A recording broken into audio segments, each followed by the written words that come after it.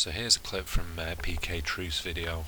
In this video he was obviously tongue-in-cheek pointing out the fact that a guy would be complaining about not being wheeled straight into an ambulance after being hit by a car, but instead he's being wheeled past the ambulances and then into the Marriott Hotel.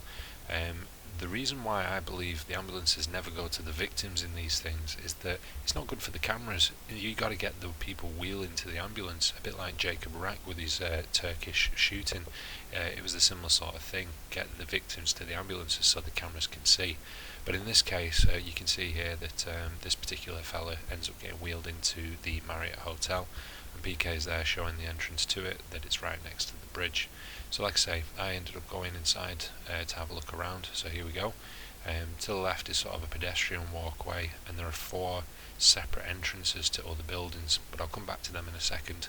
So I walk down the actual road itself, which is where the stretcher would be, and first thing you spot here is a speed bump. I mean, it's not obviously stretcher friendly, but anyway, so I don't know where these people have been taken to, and we're never going to know for sure. But the point is as you walk along here, you're walking straight up to the entrance to the Marriott Hotel.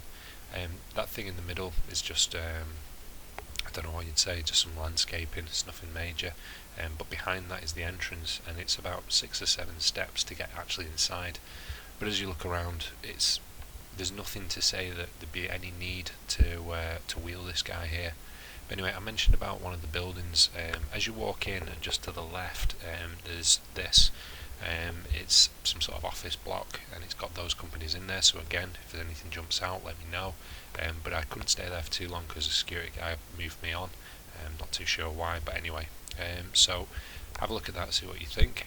But the big question here is why was he being wheeled into a hotel when only across the road is St Thomas's accident emergency?